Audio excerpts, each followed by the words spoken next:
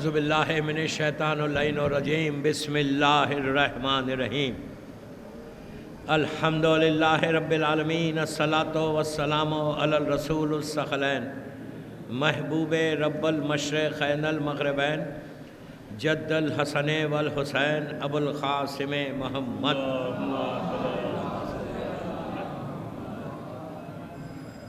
وعلی اہل بیتہ طیبین الطاہرین المعصومین المظلومین بسم اللہ الرحمن الرحیم قال امام جعفر صادق علیہ السلام فیا لیتنی کنتو معکم فافوز معکم صلوات پڑھے محمد۔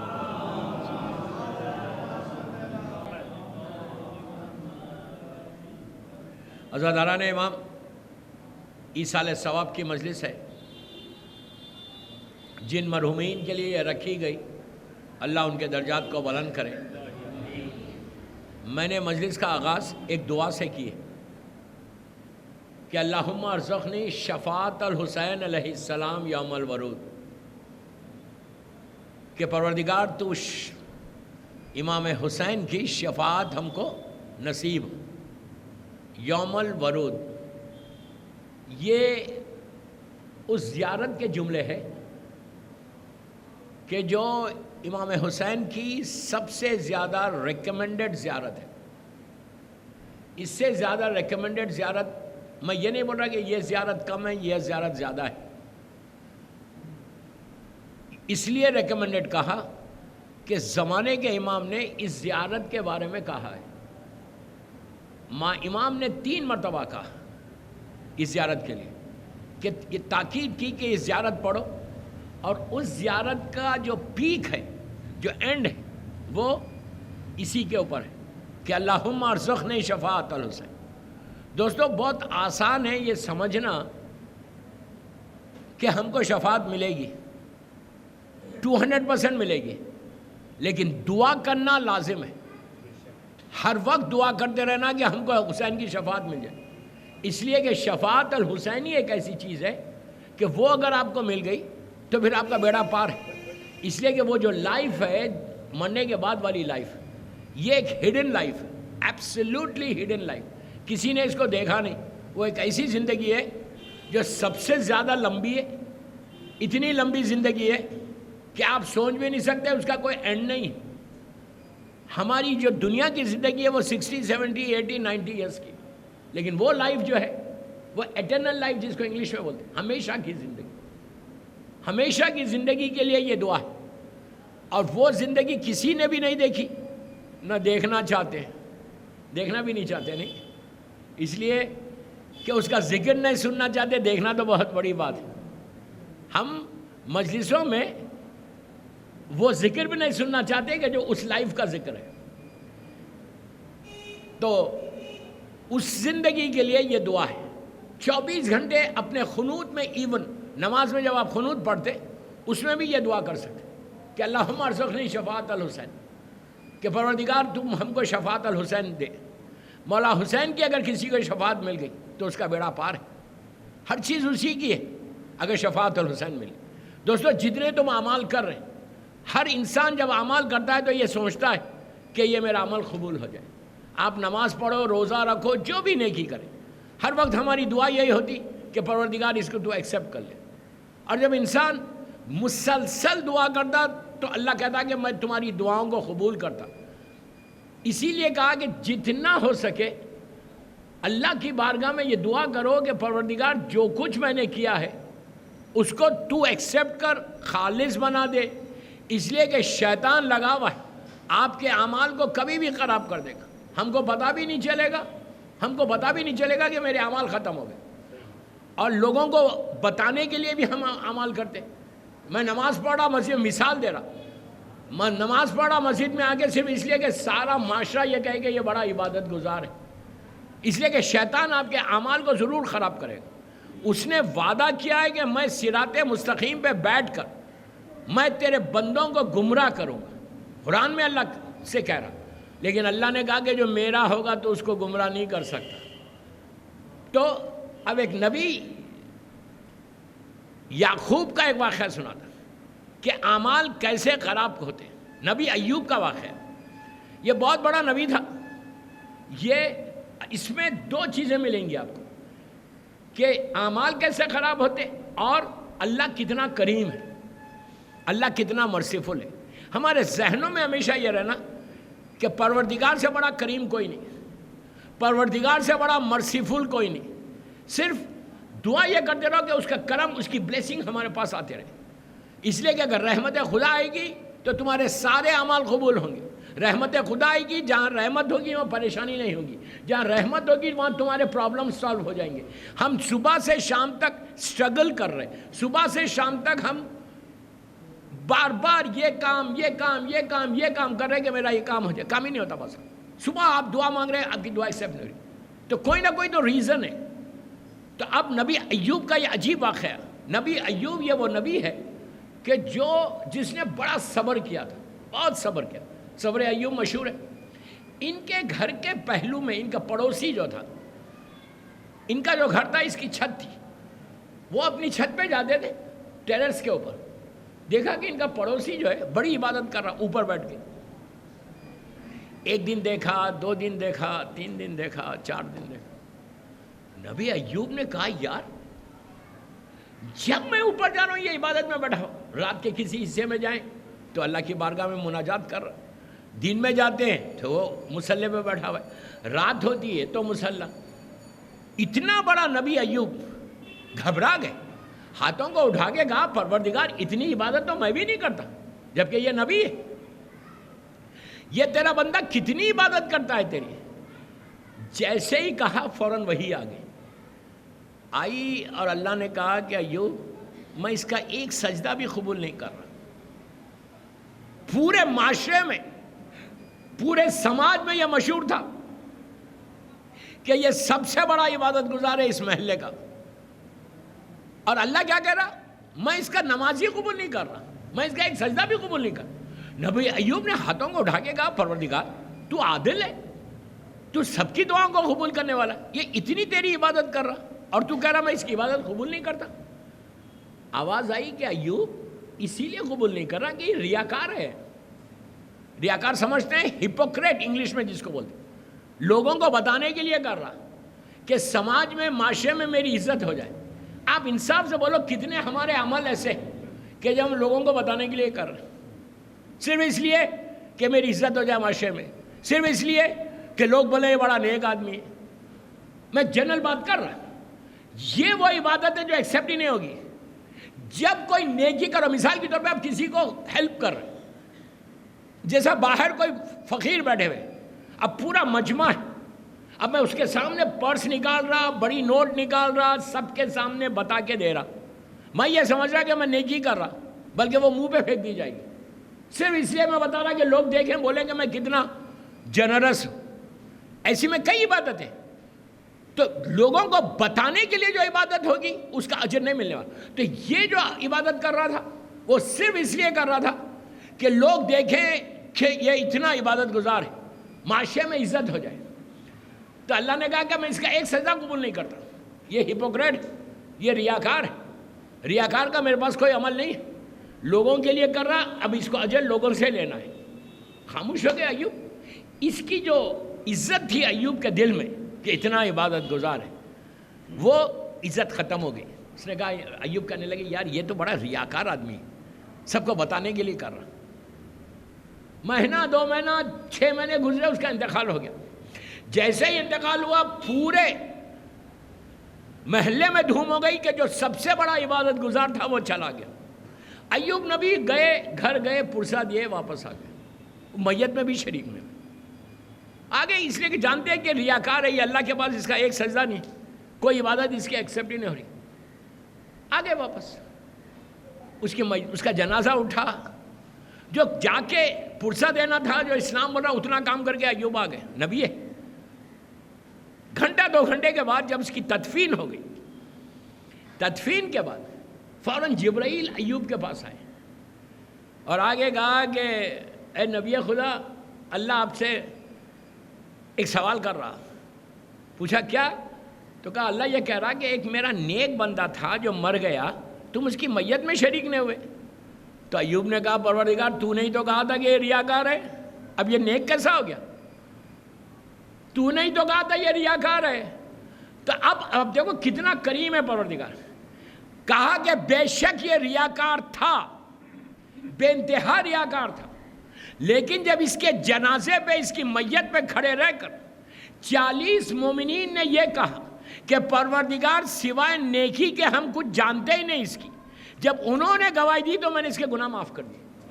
آپ نے غور کیا کہ اسی لیے ہمارے پاس میت کے ساتھ ایک شہادت نامہ پہ سائن کرواتے. یہاں پہ بھی کرواتے، کلکتہ میں بھی ہوتی ہے.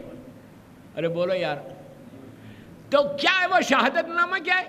ضرور کروانا. وہ ہو سکتا ہے وہ شہادت نامہ تمہاری بخشش کا سہارا بن جائے. نیچے دیکھیے دوستو، نیچے نہ بیٹا کمائے گا نہ بیٹی کمائے گی، نہ یہ آپ کا پیسہ کام آئے گا، نہ یہ آپ کا بزنس کام آئے گا، نہ یہ بڑے بڑے گھر کام آئیں گے. نیچے تم ہوگے، تمہارا اعمال نامہ ہوگا. اور اعمال نامہ ہوگا، جب اعمال نامہ کھلے گا تو پتہ چلے گا کہ کیا کیا ہے دنیا میں، پوری لائف اپنے کیا کیا. اس وقت کے لیے یہ شہادت نامہ بہت ضروری ہے. شہادت نامے پہ 40 آدمی اگر سائن کر دے کہ پر وہ اتنا کریم ہے، اتنا کریم ہے. میں ہمیشہ ایک بات بولتا ہوں کہ اللہ اپنی رحمت کو برسانے کے لیے بہانوں کو ڈھونڈتا ہے. وہ چانسز دیکھتا ہے کہ کہیں سے کوئی بہانہ ملے میں اپنی رحمت کو برسا دوں. ایک صلوات پڑھ لیں محمد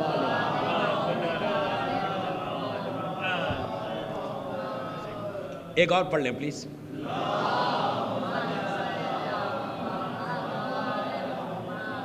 وہ صرف بہانے ڈھونڈ رہا اپنی رحمت کو برسانے کے لیے.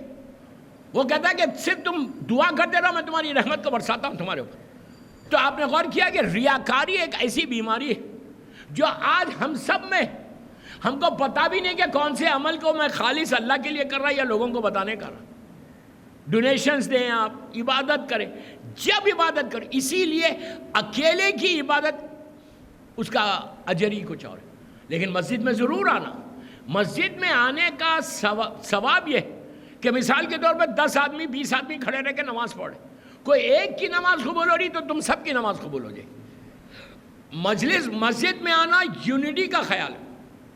بے انتہا ثواب ہے مسجد میں آ کے اور پہلی صف میں کھڑے رہ کے نماز پڑھنا. یہ اللہ کا اگر ہمیشہ جس بستی میں مسجد ہوتی اس بستی والوں کی ذمہ داری ہے کہ مسجد کو آباد رکھو. اب ریاکاری کی بات ہو رہی تو میں آپ کو ایگزامپل دے رہا ہوں. مثال کے طور پہ یہ بلب ہے، بلب فیوز ہو گیا. آپ نے کہا یار میں بلب فیوز ہو گیا، میں کیوں لگاؤں؟ ہے بلب 200 روپے 300 روپے کا، لیکن میں نہیں لگاتا. میں نے کہا کہ جو مینجمنٹ ہے وہ لگائے، میں کیوں لگاؤں؟ یہ کبھی نہیں کرنا. بعض وقت چھوٹی نیکی بھی تمہارے کام آئے گی. اگر تم نے مسجد میں یا امام بارگاہ میں، مثال دے رہا، بلب لگا دیا، روشنی کر دی، تو مسجد میں روشنی نہیں کی، اپنی خبر کے اندر روشنی کی. تم اپنے بلب جو لگایا اپنی لحد میں لگا دیا. لیکن اب بلب لگانے کے لیے بھی ریاکاری ہو سکتی. اب آپ نے سنا مولانا نے کہا بلب لگاؤ. اب کل دوسرے دن جب مسجد بھری ہوئی تھی جمعے کے دن، میں بلب لے کے ایسا آ رہا. کیا بول رہا میں؟ آپ نہیں کریں گے، میں بول رہا آپ کو. سب کے سامنے بلب لا رہا اور سب کے سامنے کھڑے رہ کے لگا رہا کہ پورے مسجد میں آنے والے دیکھ کے بولنا یار یہ بندے نے لائٹ لگائی. یہ ہے ریاکاری. اس سے بہتر لگاؤ ہی مت. اب یہ مطلب نہیں ہے کہ مت لگاؤ، میں آپ کو بتا رہا کہ ریاکاری کیا ہے. ہپوکریسی بدترین گناہوں میں سے گناہ ہے جو سب سے زیادہ نیچے پرابلم کرے گا. جو کرو اس کے لیے کرو، جتنی عبادت کرو اللہ کے لیے کرو. چھوٹی سی چھوٹی نیکی کرو، چھوٹی سی چھوٹی نیکی. اب میں آپ کو ایک ایگزامپل دوں. ہمارے ایک بہت بڑے عالم دین تھے، غور سے سننا. ہمارے بہت بڑے عالم دین تھے، اپنے دور کا مرجع تھا. ان کا انتقال ہوا. انتقال کے بعد یہ ایصال ثواب کی مدد سے، اس لیے میں یہ سب چیزیں بتا رہا. تو ایصال ثواب کیسے ہوتا ہے؟ ان کا انتقال ہوا. انتقال کے بعد 1 مہینے کے بعد وہ اپنے شاگرد کے خواب میں آئے، اپنے اسٹوڈنٹ کے خواب میں. تو انہوں نے کہا آغا آپ کو کتنا ثواب ملا ہوگا وہاں پہ. کہا کہ ہاں. کہا تو آپ نے اتنے مدرسے چلائے، اتنی کتابیں لکھی، اتنے لوگوں کو درس دیا، یو آر سو پاپولر، کتنا آپ کو اجر ملا ہوگا مرنے کے بعد. انہوں نے کہا بے شک میری چھوٹی سی غور سے سنو، میری چھوٹی سی چھوٹی نیکی کو بھی اللہ نے اجر عظیم دیا، مجھے بہت فائدہ ہوا نیچے۔ تو ان کے اسٹوڈنٹ نے، ان کے شاگرد نے کہا آغا پلیز غور سے سنو، یہ بتاؤ کہ سب سے زیادہ کس نیکی کا آپ کو اجر ملا وہاں پہ؟ سب سے زیادہ کہ آپ سوچ بھی نہیں سکتے تھے کہ یہ نیکی قبول ہوگی اور اس کا ریوارڈ، اس کا اجر مجھے اتنا ملے گا۔ سب سے زیادہ کون سی نیکی تھی جو اللہ کو پسند آئی؟ ہم کو یہ دیکھنا ہے نا، میں جو بھی کام کروں اس کو پسند آئے۔ اب دنیا میں آپ جب جاب کرتے تو آپ یہ کوشش کرتے ہیں کہ اچھے کام کرو کہ آپ کا باس آپ سے راضی ہو، رائٹ؟ وہ کام نہیں کرتے جس سے باس ناراض ہو جاتا۔ میں ہمیشہ بولتا یار دنیا کے باس کو راضی کرنے سے پہلے بگ باس کو بھی راضی کرو نا۔ اگر بگ باس راضی ہو گیا تو سارے باس راضی ہو جائیں گے۔ خالی اپنے باس کو، دنیا کے باس کے لیے کوشش مت کرو۔ تو لوگوں نے اس سے پوچھا، ان کے شاگرد نے خواب میں پوچھا اگر یہ بتاؤ کہ سب سے زیادہ اجر کس نیکی کا ملا؟ تو یہ مسکرائے، یہ 200 سال پرانی بات ہے۔ مسکرائے، مسکرا کے کہا سننا چاہتا کہ سب سے زیادہ اللہ کو میرا عمل پوری زندگی کا، کتابیں لکھی، مدرسے چلائے، یہ کیا یہ کیا یہ کیا، لیکن سب سے زیادہ جو اللہ کو میرا عمل پسند آیا وہ سننا چاہتا؟ اس نے کہا ہاں وہ بتا دو کہ شاید میں بھی کچھ کروں۔ اب غور سے سننا، میں بھی کچھ کروں۔ تو انہوں نے کہا کہ میں رات کا وقت، پلیز غور سے سنو، رات کا وقت تھا، پرانے زمانے میں لائٹ سسٹم نہیں تھا، کینڈلز ہوتے تھے یا چراغ ہوتا تھا۔ کہا چراغ جل رہا تھا اور میں کتاب لکھ رہا تھا۔ کتاب جب لکھ رہا تھا اس زمانے میں بال پین نہیں ہوتے تھے، بال کے اندر انک ہوتی تھی اور لکڑی کے ووڈن پین ہوتے تھے، اس میں سے ڈپ کرتے تھے۔ مثال کے طور پہ الف لکھنا، وہ ڈپ کیا الف لکھا، بڑا مشکل تھا اس زمانے میں، بے لکھا پھر ڈپ کیا، ایسا تو انک میں ڈپ کر کے لکھا جاتا تھا۔ آج بال پین آنے سے یہ فائدہ ہوا کہ آپ بال پین اٹھائیے 100 پیجز ایک ساتھ لکھ دو، تو اس زمانے میں بڑا ڈیفیکلٹ تھا۔ اور ایک چراغ چل رہا، لائٹ بھی نہیں ہے۔ یہ انہوں نے کہا کہ میں کتاب لکھ، اور سے سنو، کتاب لکھ رہا تھا، مجھے پیاس لگی تو وہاں پہ میرے پاس گلاس میں پانی تھا۔ اب مجلس کے بعد نہیں پوچھنا اس زمانے میں گلاس تھا یا نہیں تھا، جو بھی تھا سسٹم پانی پینے کا وہ رکھا ہوا تھا۔ اب وہ جو چراغ چل رہا تھا، کینڈل، اس کے اطراف آپ دیکھتے ہیں کہ چھوٹے چھوٹے جانور ہوتے جس کو پروانے بولتے، بالکل اتنے جو لائٹ کے اطراف گھومتے، یہ اللہ کی شان ہے، اتنے اتنے اتنے، اتنا سا نہیں، مکھی سے بھی چھوٹے، مچھر سے بھی چھوٹے، اتنے اتنے پروانے ہوتے جو اس کے اطراف گھومتے رہتے۔ کہا میں نے پانی پیا، پانی پی کے میرے منہ سے ایک خطرہ، ڈراپ آف واٹر، ایک خطرہ پانی میرے پیپر پہ گرا۔ جیسے ہی گرا وہ ایک یا دو پروانے اڑ کے پانی وہیں سامنے ہی، سیدھا وہ خطرے کے پاس آ گئے، ڈراپ کے پاس، وہ پانی پینے کے لیے۔ تو میں اپنے ہاتھ کو پیچھے کر لیا، وہ اتنا سا جو جانور ہے کتنی دیر پیے گا پانی؟ میں پیچھے ہٹ گیا کہ یار بیچارہ پیاسا ہے، پھر بول رہا یار یہ پیاسا ہے، پی لینے تو پانی، 1 منٹ ٹھہر جاتا ہوں میں پیچھے ہٹ گیا، اس نے پانی پیا، وہ اڑ گیا۔ کہا یہ عمل سب سے زیادہ اللہ کو پسند آیا کہ تو نے دوسروں کا خیال رکھا۔ ارے یار آپ سمجھ لیں میری بات، لحد میں ان کے سارے اعمال ایک طرف ہو گئے، آواز آئی کہ میرے بندے تو نے میری چھوٹی سی مخلوق کا خیال رکھا، جا میں نے تیرے سارے گناہ معاف کر دیے۔ آپ نے غور کیا؟ میں صرف یہ واقعہ اس لیے پڑھا کہ ہمارے پاس بیداری آنا، we should think what we have to do in our life، ہم کیا کرنا اپنی زندگی میں، ایک روٹین کی زندگی سے ہٹو، یہ ذہن سے نکال دو کہ میں بڑا پائس ہوں، یہ ذہن سے نکال دو کہ میں سب سے بڑا نیک آدمی ہوں، مٹھیا بروج کا سب سے بڑا عبادت گزار ہوں، پتہ نہیں ایک سجدہ بھی ہوا خوب یا نہیں ہوا۔ صلوات پڑھ لے محمد والے محمد۔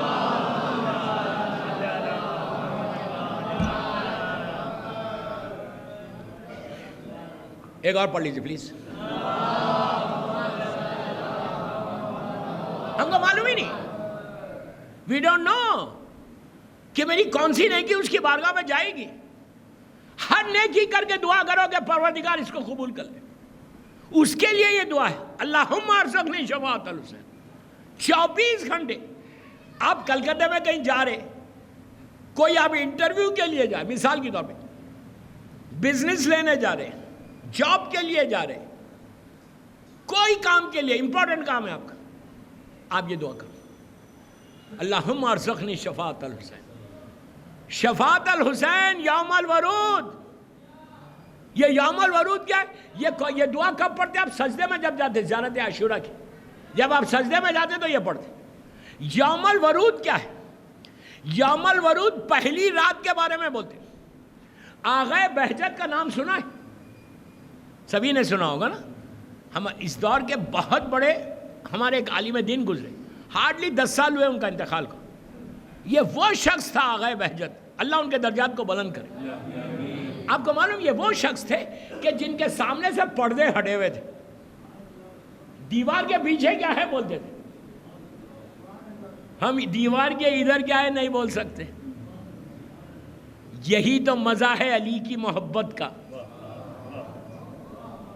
سمجھ میں آئی بات؟ امام علی کی محبت کا یہ مزہ ہے کہ اگر صحیح امام علی کی محبت ہوگی نا تو دیوار کے پیچھے کیا ہے بولو گے۔ اگر محبت صحیح نہیں ہے، میں بار بار بولتا ہوں کہ محبت وہ جو علی چاہتا ہے، وہ محبت نہیں جو میں کر رہا۔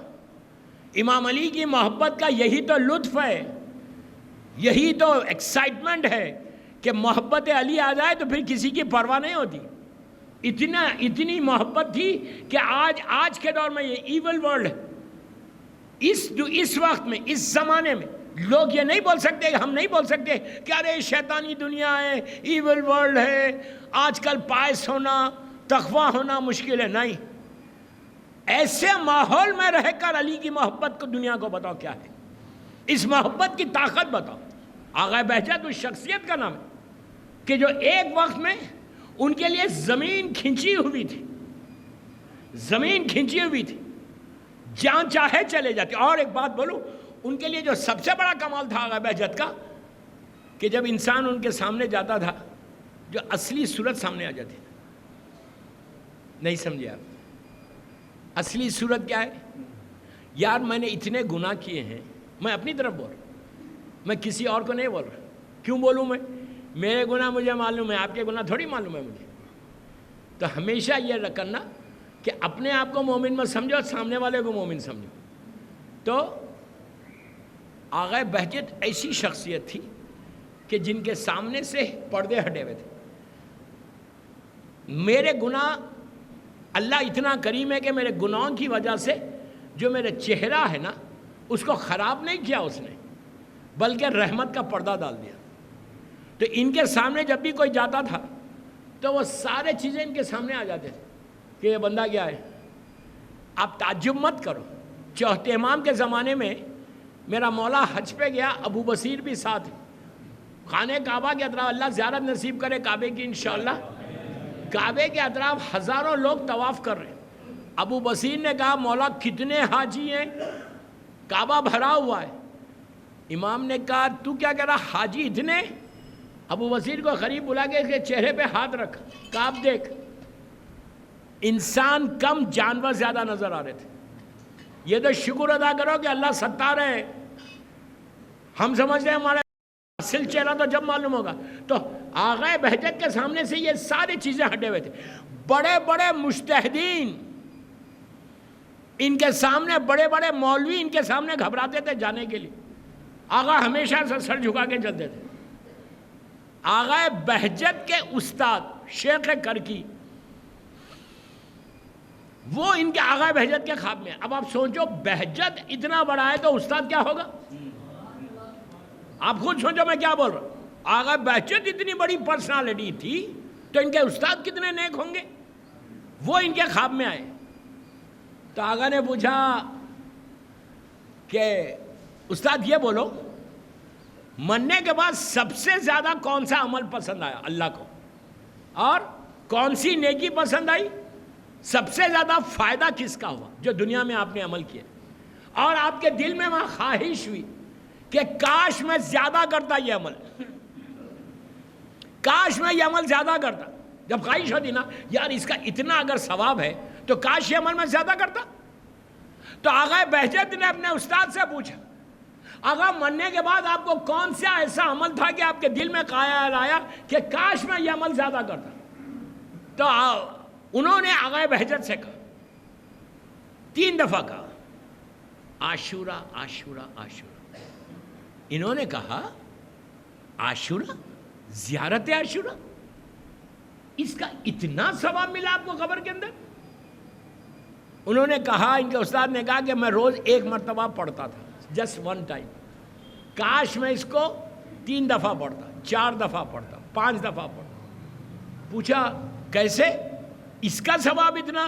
تو کہا تم سجدے میں جا کے بولتے ہو اللہم ارزقنی شفاعت الحسین یوم الورود، یہ وہ یوم الورود ہے، پہلی رات سے رحمت جو نازل ہوئی وہ عاشورے کی وجہ سے نازل ہوئی۔ تو اب ایک عادت بنا لو، ہر لڑکا لڑکی کو بول رہا، بڑے تو پڑھتے ہوں گے کہ یہ زیارت 15 منٹ کی ہے، خالی جسٹ 12 to 15 منٹس، جہاں 100 مرتبہ پڑھنا ہے وہاں 1 دفعہ پڑھو، لعنت 100 مرتبہ ہے، سلام 100 مرتبہ ہے، اس میں آپ 1 دفعہ پڑھو۔ لیکن اگر جس گھر میں یہ عاشورہ ہوگی، بڑی آواز سے ہوگی، بلند آواز سے، اور روز پڑھو گے، تو پھر اس گھر میں بلائیں مصیبتوں سے تم بچ جاؤ گے، اور یہ مرنے کے بعد سب سے زیادہ اس کا ثواب ملے گا عاشورے کو، اس لیے کہ یہ ایک ہی زیارت ایسی ہے۔ میں یہ نہیں بول رہا کہ دوسری زیارت کا مقام نہیں، میں یہ بول رہا کہ یہ زیارت تم کو مرنے کے بعد سب۔ دیکھیے دوستو، ہماری کیا خواہش ہے کہ مرنے کے بعد مجھے فائدہ ملے؟ کوئی بھی عمل کرو، صدقہ کیوں دے رہے آپ؟ غریب کو مدد کیوں کر رہے؟ اس لیے کہ میری نیکی لکھی جائے۔ گرمیوں کے روزے کیوں رکھتا ہے انسان؟ اس لیے رکھتا کہ مرنے کے بعد فائدہ ملے۔ جتنی نیکی تم کرتے ہو وہ ساری نیکیوں کا اینڈ یہ ہے کہ ہم کو اینڈ آف دی ڈے ہم کو مرنے کے بعد فائدہ ہو، یہی ہمارا خیال ہے نا۔ تو اس کے لیے یہ عاشورہ کہ ہمیشہ زندگی میں یوتھ کا بول رہا ہوں، ہمیشہ یہ یاد رکھنا کہ میں وہ کام کروں جو وہاں فائدہ ہو۔ 10ویں امام کا ایک ایگزامپل دیتا، 10ویں امام امام علی نقی علیہ السلام،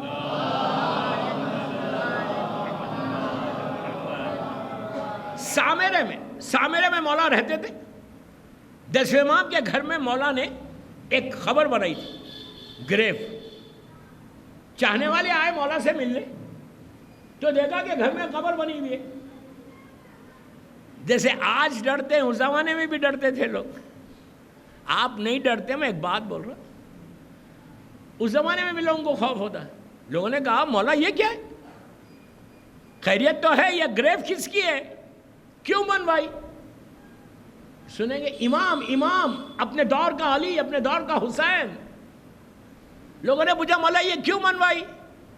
تو امام نے کہا کہ میں امام بول رہا ہوں، امام کے جملے، ان کی سوانح حیات میں یہ واقعہ 1 منٹ کا واقعہ، لیکن عبرت کے لیے، ہمارے میسیج کے لیے بہترین واقعہ۔ جب لوگوں نے پوچھا مولا یہ گھر میں گریو کیوں بنی ہوئی ہے، یہ لحد کیوں بنی ہوئی ہے، تو امام نے کہا صبح اٹھ کے میں کوئی کام کرتا ہوں تو میں چیک کرتا ہوں یہاں کام آئے گا تو کرتا ہوں، نہیں آئے گا تو نہیں کرتا۔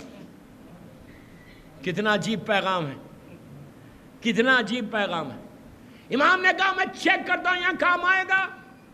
ہمارے ذہن میں ہے، ہم تصور کر سکتے، کوئی کام کرو یہ سوچ کے کرو یہ کام سے میرا مولا راضی ہوگا۔ میں کیا بول رہا ہوں آپ سے؟ اگر امام علی تم سے راضی نہیں ہوگے تو مت کرو۔ مثال کے طور پہ میوزک سنتے ہو، کیا امام علی تمہارے میوزک سے راضی ہوں گے؟ آپ بولیں گے سب بولو، میوزک کو مت بولو۔ نہیں، وہ تو ہماری روح کی غذا ہے۔ یہ بیماری سے بچو جو سب سے زیادہ نیچے پرابلم کرے گا تم کو۔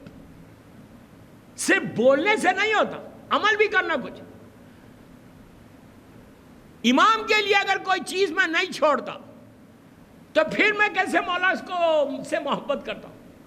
مثال کے طور پہ دنیا میں تم کسی سے محبت کرتے ہو، اگر وہ بولے، میں بہت احتیاط سے پڑھ رہا، وہ بولے مجھے یہ پسند نہیں، آپ اس سے محبت کرتے، آپ چھوڑنے دیتے؟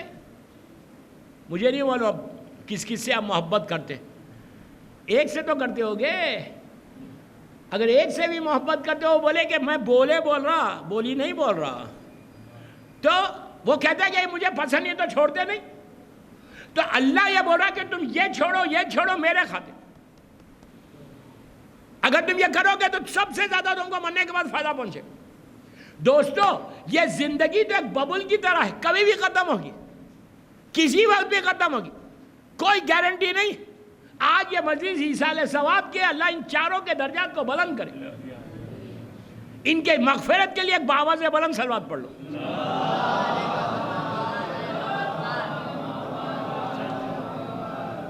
میں آپ کو میامی شہر امریکہ کا ایک واقعہ پڑھوں گا, مجلس ختم کروں گا. چھوٹا سا واقعہ لیکن عبرت کا ہے, غور سے سنو کہ موت کیا ہے. میامی امریکہ کا ایک بہت بڑا شہر ہے, بڑا مشہور شہر ہے. ہر سال جاتا ہوں پڑھنے, یہ ابھی بھی گیا تھا لاک ڈاؤن میں. میامی شہر, فورٹ لوڈرڈیل کا یہ. تو میامی میں 2 امام برگ ہیں. ایک مین میامی کے اندر ہے, وہاں پہ جو مولانا ہے وہ بنگلور کے ہیں, یہاں کے انڈیا کے بنگلور کے مولانا جعفر بنگلوری. وہ بھی جانتے ہیں اس واقعے کو جو میں واقعہ پڑھ رہا ہوں. اور ایک درے پنجتن کے نام سے فورٹ لوڈرڈیل میں. 8 بجے میری دوسری مجلس ہے, بس 10 منٹ میں ختم کر رہا ہوں, میں 45 منٹ پڑھوں گا یہ مجلس. تو جب میں گیا مجلس پڑھنے, 3 سال یا 4 سال پرانی بات ہو رہا, غور سے سنو. تو کہا مولانا یہ جو آئی جے امام بارگاہ ہے وہاں پہ ایک بڑی اچھی فیملی رہتی تھی, پاکستان کی کراچی کی فیملی تھی. ہسبینڈ وائف, میاں بیوی, ایک بچہ تھا.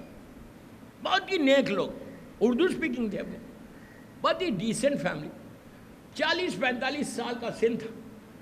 ان کی وائف ہے, 8-9 سال, 10 سال, 12 سال کا ان کا ایک بیٹا ہے. جمعرات تھی, ہر جمعرات کو دعائے کھمیل اور حدیث قصہ اور زیارت وارثہ اور آدھے گھنٹے کی مجلس ہر امام بارگاہ میں ہوتی ہے امریکہ میں, جیسے آپ کے پاس بھی ہوتی. کل دعائے کھمیل ہوئی مجلس میں, تو لوگ جمع ہوتے. یہ ہر جمعرات کی طرح امام بارگاہ گیا, نماز پڑھی, دعائے کھمیل سنی, حدیث قصہ سنی, وارثہ پڑھی, مجلس کری, کھانا کھایا. آخری کھانا کھا کے اپنی گاڑی میں بیٹھے ہوئے تھے, آ رہے تھے. ہسبینڈ وائف یہ گاڑی چلا رہے تھے, وائف بازو بیٹھی ہوئی تھی, بچہ پیچھے تھا, بیلٹ باندھے ہوئے تھے. تو میامی جو ہے مشہور ہے امریکہ میں, پوری دنیا میں مشہور ہے وہ شہر بیچز سے. جیسے انڈیا میں گوا میں بڑے بیچز ہیں, اسی طرح امریکہ میں میامی کے بیچز بڑے مشہور ہیں. بے انتہا بیچز ہیں وہاں پہ, وہ شہر ہی مشہور ہے بیچز سے. تو وہ بیچ کے اوپر سمندر ہے لگا ہوا, سمندر کے بیچز پہ ایک بیچ پہ کام ہو رہا تھا. تو وہاں پہ ایسا انڈیا کی طرح نہیں, وہاں جب کام ہوتا روڈ کے اوپر تو باقاعدہ لائٹس لگائی جاتی. لائٹس لگا کے ایروز ویروز جو بھی دے رہے برابر پراپر طریقے سے دیتے, ورنہ تو سو کر دیں گے لوگ. یہ گاڑی ڈرائیو, میری طرف دیکھو, گاڑی ڈرائیو کر رہے. زندگی کیا ہے دیکھنا, زندگی کیا ہے. گاڑی ڈرائیو کر رہے, کرتے کرتے ایک سپاٹ پہ پہنچی ان کی کار. بڑا مشہور واقعہ ہے میامی کا. یہ سپاٹ پہ پہنچی, ان کو چھینک آئی. چھینک کا آنا تھا, یہ بندے کی سٹیئرنگ لیفٹ پہ گھوم گئی, کہ جو جہاں بیچ کا راستہ جا رہا تھا گھومی, اور سپیڈ تھی, اور سیدھا وہ پانی میں چلے گئی کار.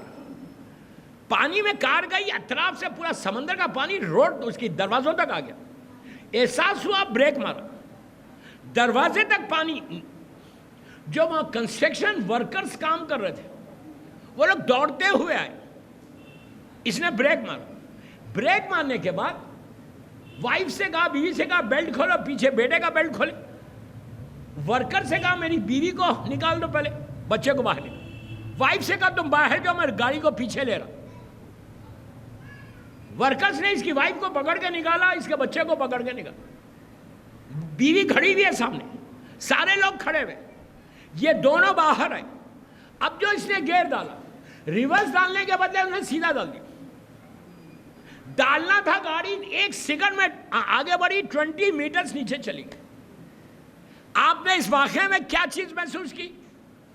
3 آدمی کار میں تھے, 2 کی جان کو اللہ کو بچانا تھا, موت نہیں تھی, 1 کی موت تھی, اور فوراً ڈیتھ ہو گئی. میں نے اس کی مجلس پڑھی تو میں نے کہا اس کی موت ایک الارم ہے سب کے لیے, اس لیے کہ یہ تو خوش نصیب آدمی تھا, کہ جو آخری رزق کھایا وہ بھی نیاز حسین. کیا سن رہے ہیں؟ امام بارگاہ سے نیاز کھا کے نکلا. دوسری چیز اس کا یہ لکی یہ تھا کہ آخری جو سفر تھا وہ مسجد سے امام بارگاہ سے گیا، یعنی اللہ کی بارگاہ میں گیا امام بارگاہ سے. اور یہ سوچ کے بھی نہیں، یہ کبھی سوچا بھی نہیں ہوگا کہ جب گھر سے چلا تھا کہ یہ میں آخری مرتبہ اپنے گھر سے نکل رہا. امام بارگاہ میں جب آیا تو یہ سوچا بھی نہیں ہوگا کہ یہ آخری مرتبہ میں مسجد میں امام بارگاہ میں آیا. جب امام بارگاہ سے چلا یہ اس کے ذہن میں بھی نہیں ہوگا کہ اب اس کے بعد میں کبھی امام بارگاہ نہیں آؤں گا. تو آپ نے غور کیا، یہ ہے زندگی، یہ ہے لائف. وی ڈونٹ نو، ہم کو کچھ نہیں پتا ہے. اس کے بعد یہ غفلت ہے ہماری، اس کے بعد یہ اگنورنس ہے ہماری کہ ایک لمحے کی خبر نہیں. سوچو یہ تو لکی تھا، یہ جو پہنچ گیا مولا کے پاس، امام بارگاہ سے چلا مولا ہی کے پاس گیا. ہمارا کیا ہوگا کبھی سوچا ہے؟ اس کے لیے بس آخری جملے میں نہیں، اس کے لیے یہ عاشورہ ہے. ایوری ڈے پڑھو، میری ریکویسٹ ہے آپ سے. قنوت میں بیک آف یور مائنڈ تمہارا یہ رہنا کہ اللہ شفاعت الحسین مجھے مل جائے. سونے سے پہلے ایوری ڈے جب بستر پہ جاؤ، آپ انصاف سے بولو، جب بستر پہ جاتے ہو رات میں تھکے ہوئے ہوتے، کبھی سوچتے ہو کہ صبح نہیں اٹھا تو کیا ہوگا؟ پاسبلٹی نہیں ہے، چانسز نہیں ہے. ہزاروں واقعات ہیں، سوئے اچھا صبح اٹھ ہی نہیں سکے. سب کے لیے، سب کے ساتھ ہو سکتا ہے. اسی لیے کہا حکم ہے کہ جب بستر پہ جاؤ، میں 4 چیز دیتا. یہ شہزادی کونین سے ہمارے پاس اسی پہ مجلس ختم کر رہا. اللہ کے رسول نے اپنی بیٹی کے گھر گئے تھے، بی بی کے گھر گئے.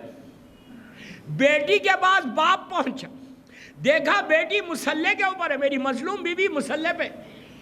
اللہ کا رسول بیٹھ گئے. شہزادی نے نماز کو ختم کیا، اٹھ کے باپ کو سلام کیا. سلام کرنے کے بعد اللہ کے رسول نے بیٹی سے کہا کہ بیٹا تم ایک رات میں حج کیوں نہیں کر لیتے؟ کیسی بات ہے؟ نہیں، حج تو سیزن پہ ہوتا ہے. اللہ کا رسول کیا بول رہے کہ بیٹی تم ایک رات میں پورے حج کا ثواب کیوں نہیں لیتے؟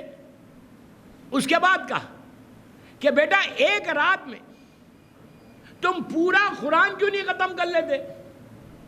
اس کے بعد کہا کہ بیٹا تم نبی آدم سے لے کے خاتم تک ہر نبی کو راضی کیوں نہیں کرتے؟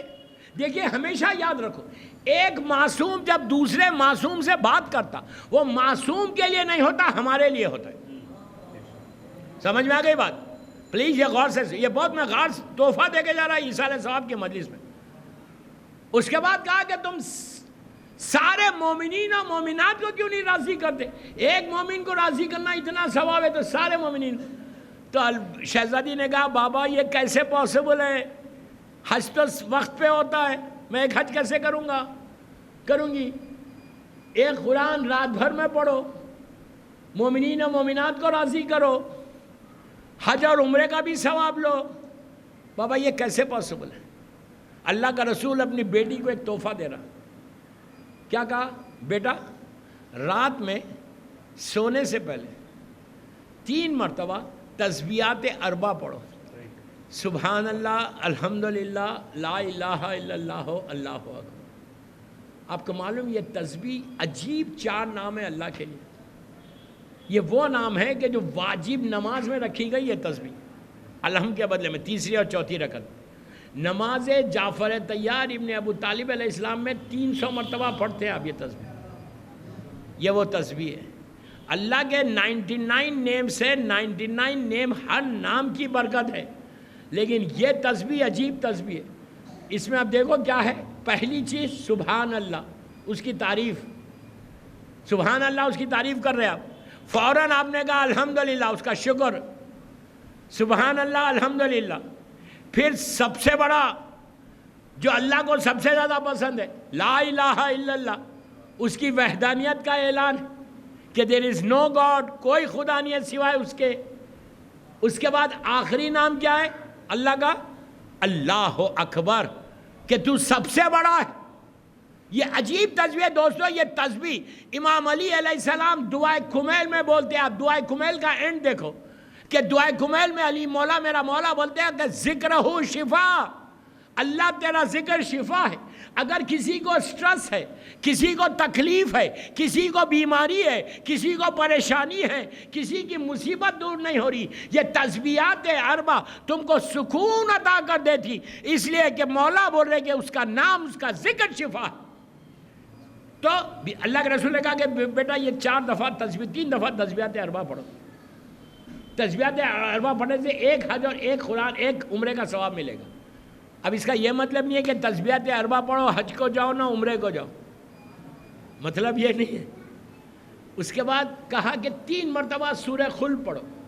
کتنا سمپل ہے کہ 3 مرتبہ سورہ خلق پڑھو گے تو اللہ 1 قرآن کا ثواب دے گا. لیکن پھر میں بول رہا ہوں صرف پڑھنا نہیں ہے، قرآن پڑھنا الگ ہے، ثواب لینا الگ ہے. اب یہ مطلب نہیں ہے کہ آپ قرآن پڑھنا چھوڑ دو، نہیں. قرآن تو ایک ایسی چیز ہے کہ اس کو دیکھے تو بھی ثواب ہے، سنے تو بھی ثواب ہے، پڑھے تو بھی ثواب ہے. یہ 3 چیزیں اس میں، جتنی زور سے پڑھو گے تمہارے کانوں کو اس کا اثر ہوگا. اگر کسی کے کان میں پرابلم ہے تو اس کی ماں کو چاہیے کہ بیٹھ کے قرآن مجید بآواز بلند پڑھے. جس کے کانوں میں قرآن مجید کی آواز جائے گی، اللہ اس کے سماعت میں، اس کے سننے میں اللہ بہت شفا دیتا. تو بہرحال یہ تیسری چیز 3 صلوات پڑھو.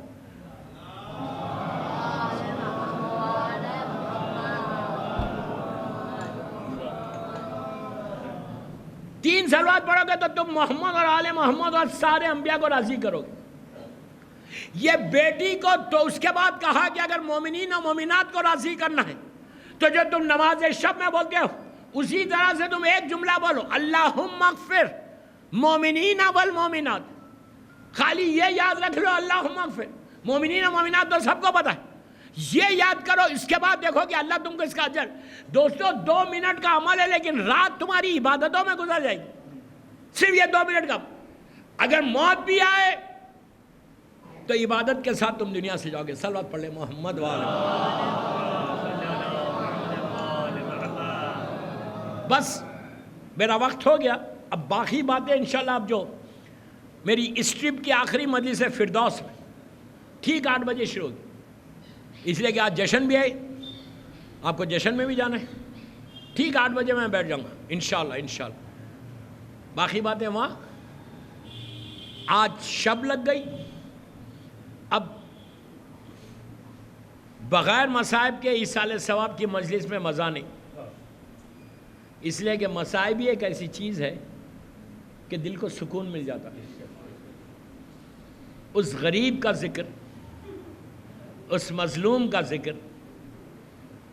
کہ عاشورے کے دن میرے مولا حسین کا ایک جملہ ہے، پوری زندگی رونے کو کافی ہے. کیا ہے؟ حسین کہتے ہیں عاشورے کے عصر کے وقت کہ میں وہ غریب ہوں جسے رلا رلا کے مارا گیا. دوستوں میں نے جملہ بول دیا، آپ نے سن لیا، ہمیشہ یاد رکھو، آہستہ کبھی نہیں رونا. مظلوم بی بی نے کچھ نہیں مانگا، بی بی زہرا نے ہم سے کچھ نہیں مانگا. یہی کہا تھا کہ بابا میرے بچے پہ روئے گا کون بابا؟ تو اللہ کے رسول نے کہا تھا کہ بیٹی اللہ قوم پیدا کرے گا. اس وقت شہزادی نے ہاتھوں کو اٹھا کے دعا دی تھی کہ پروردگار میرے بچے پہ رونے والوں کو آباد رکھنا. آج اگر ہم بچے ہوئے ہیں تو صرف بی بی کی وجہ سے بچے ہوئے. کہاں کہاں رلا کے مارا مولا کو. چھوٹے چھوٹے بچے ذبح ہو گئے، حسین صبر کرتا رہا. عزیزو، واقعہ کربلا کے کچھ عرصے کے بعد مقام نینوا کے لوگ مدینہ منورہ آئے تھے. اللہ ہم کو بھی نصیب کرے مدینہ کی زیارت. آ کے چوتھے امام سے سوالات کیے. سوال کر کے آخر میں یہ سوال کیا کہ مولا یہ بتاؤ کہ شام غریبہ میں جب خیمے جلے تو حسین کے بچے باہر کیسے آئے؟ بس یہ سننا تھا. امام تڑپ کے رونے لگا. راوی سوال کر رہا کہ مولا جب خیمے جلے تو بچے باہر کیسے آئے؟ دوستو امام کا چہرہ سرخ ہو گیا، آنکھوں میں آنسو آ گئے، ہاتھ میں تسبیح تھی. کہا بھائی تو نے عجیب سوال کیا، اگر یہ تسبیح ٹوٹ جائے تو دانے کیسے بکھر جائیں گے، اسی طرح جب آخری خیمہ جلا تو حسین کے بچے بکھر گئے۔ جب پہلی مرتبہ سکینہ باہر آئی، ظالم شمن نے ایسا تماچا مارا، آہستہ نہیں رونا، آہستہ نہیں رونا، ایک ایسا تماچا مارا کہ حسین کی یتیم زمین پہ گر گئی، پھر اٹھاتا ہے دوسرے رخسار پہ مارتا ہے۔ اس وقت سکینہ کو احساس ہوا کہ میں یتیم ہو گئی، تڑپ کے کہنے لگی بابا میں یتیم ہو گئی بابا۔ بچی وہیں کھڑی ہوئی تھی، ظالم نے آگے کانوں سے گوشوارے چھین لیے۔ عزیزوں میں نے کہہ دیا، آپ نے سن لیا کہ گوشوارے چھینے گئے۔ کیسے چھینے گئے؟ اس بے دردی کے ساتھ اس نے کان سے کھینچا کہ ایک لمحے میں سکینہ کے کان زخمی ہو گئے، سارا بدن خون میں خون آلودہ ہو گیا۔ سکینہ کبھی ہاتھ کانوں پہ رکھتی تھی، کبھی اپنے رخسار پہ رکھ کے کہتی تھی بابا آپ کی بیٹی کے کان زخمی ہو گئے، آپ کی بیٹی یتیم ہو گئی۔ اس کے بعد ظالم نے سکینہ کے ساتھ وہ ظلم کیا کہ جب یہ قافلہ جا رہا تھا تو بچی کو اونٹ کی ننگی پشت پہ لٹا کر رسیوں سے باندھ دیا تھا۔ میں نے بڑی آسانی سے یہ جملہ بولا، میں نے مجلس ختم کر دی۔ یہ یاد رکھو، ننگی پشت پہ لٹا کر رسیوں سے، کتنے سال کی؟ 4 سال کی بچی ہے۔ جب اونٹ چلتا تھا تو سکینہ سے خون جاری ہوتا۔ سکینہ تڑپ کے ماں کو دیکھتی، رباب کو، اور کہتی اماں مجھے بچا لے۔ رباب پلٹ کے چوتھے امام سے کہتی بیٹا اپنی بہن کا خیال رکھو۔ امام رو کے کہتے ہیں شمن یہ میری بہن یتیم ہے، اس پہ ظلم کر رہا ہے۔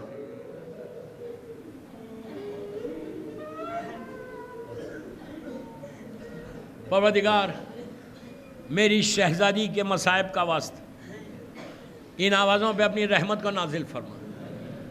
جن مرحومین کے لیے یہ مجلس رکھی گئی، ان مرحومین کو مولا حسین کی بارگاہ میں قریب سے قریب مقام عطا فرما۔ پروردگار میری مظلوم بیوی کا واسطہ ہمارے گناہ کبیرہ صغیرہ کو معاف کر دے، ہمارے اعمال ایسے ہوں کہ بیوی ہم سے راضی ہو جائے۔ پروردگار جنت البقیع، جنت المعلا، جناب حمزہ اور اہل بیت کی قبروں پہ سایہ کر کے روشن کر دے، مقامات مقدسہ کی حفاظت فرما۔ فرزند مظلوم بی بی زہرا میرے امام زمانہ کو سلامت رکھ۔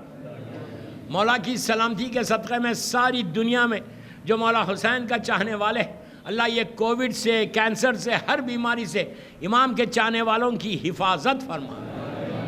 جو بیماریاں ہمارے جسموں میں اس کو دور کر دے، ہر آنے والی بیماری سے محفوظ رکھ۔ اللہ تو کسی کا محتاج مت بنا سوائے تیرے اور محمد اور آل محمد کے۔ ہم سب کو حج و عمرہ و زیارات نصیب ہو۔ امام کے ظہور میں تاجیل فرما، ہم سب کو امام کے ناصروں میں شمار فرما۔ میں نام پڑھ رہا، اب ان پہ فاتحہ پڑھ دیں پلیز۔ مرزا یافت حسین، آغا محمد حسین، کنیز عباس مرحومہ، عالیہ خانم مرحومہ، یہ چاروں کے لیے، اپنے اپنے مرحومین کے لیے، اور آج جس کی پہلی رات ان کے لیے، آغا بہجت کے لیے بھی پڑھ دیں سورہ فاتحہ۔